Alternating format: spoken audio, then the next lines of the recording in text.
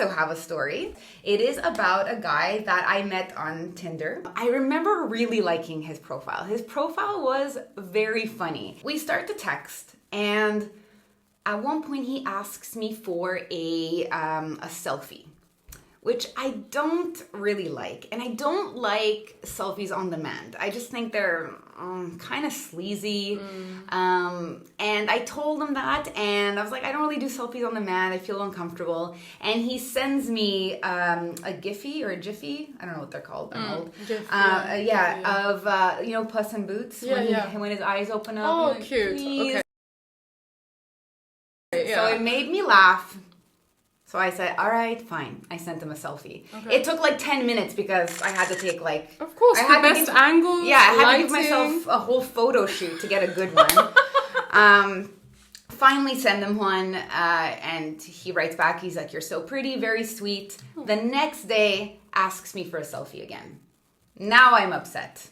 Because I broke my rule yesterday, now he thinks that... You will give selfies on demand? All the time. Right? Right, okay. Now I'm kind of getting a little bit like creepy vibes from the guy. Okay. And finally we start to decide as to where we're going to meet. And I tell him where I live, he tells me where he lives, and he suggests a place in his neighborhood. Okay. Which is fine, but I feel like it should be a middle ground. Okay. I feel like if it's close by to your house, you're expecting for me to get back there. And then he even said something along the lines of, I'm going to bring my finest chapstick. Which could be cute, but also at the same time, I feel like... That's weird. Like, now I have to kiss you? Like, you know what I mean? Like, he's already setting it up. Yeah, it started getting a little bit... Like, staged. Yeah, and a little bit pushy, you know? So then I wasn't really looking forward to it that much anymore. And this was a Saturday. I used to work in a retail store, and I was working on Saturday, and I was going to go after work. I'd go home, get changed, and go to the date. Okay. And one of my colleagues, who is a good friend of mine, he was part of the group of friends that I was in that city. So he comes in, and he goes, hey, we're going to bring so-and-so to a straight bar tonight. Do you want to come? Okay. So this is where I might be the asshole. So let me give you a little bit of a background here. My friend group at that time was mostly gay men. There was a few girls, but the friend group was mostly gay men.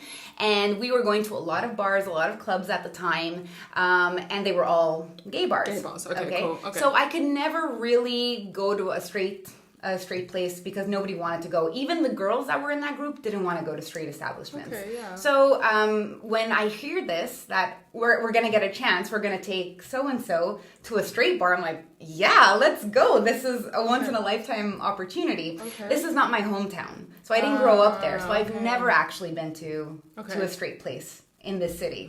That's why it was such an experience, right? Yeah, that makes sense. Okay. And the person that we were taking, he was getting out of a marriage. His husband had left him out after 11 years. So this was to cheer him up. He was going through something, and we were going to take him, and that's why we were going to change the setting a little bit. Right, okay. That makes sense. To cheer him up, and just kind of be there for him during this time. So I'm like, shit, I have this date tonight.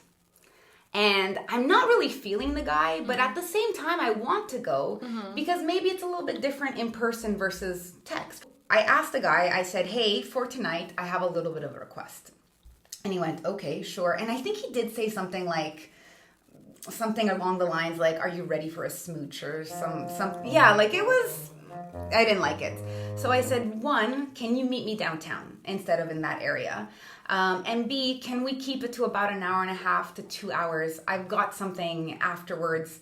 And he wrote back, oh, so it looks like you can't make it then.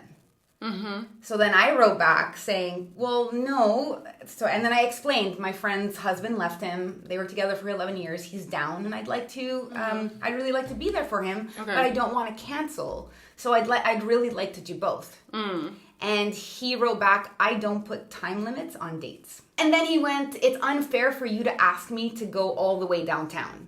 Okay. But it's not all the way downtown. It wasn't a 30-40 minute drive. Like, it's not. Like, by public transit, 20-25 minutes. Okay, that's at not bad. Absolute max. By public transit. So by car, very quick. I just want to be there with my friends, and I want to be there for that specific friend because he's going through a crisis. And he went, I understand. So I think we need to cancel. Oh, shit.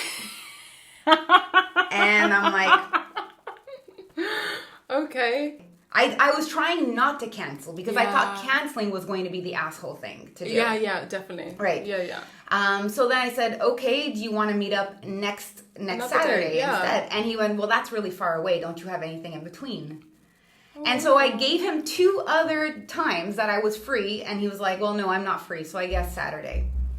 And then I wrote back, okay, never heard from him after that. Yeah, I mean, what do you guys think? Am I the asshole for trying to squeeze the 2 events together? That night ended up being a blast, by the way. It was one of the best nights of my life. Then we keep it as that, as a good memory, and not like as it could have been the worst day ever, right?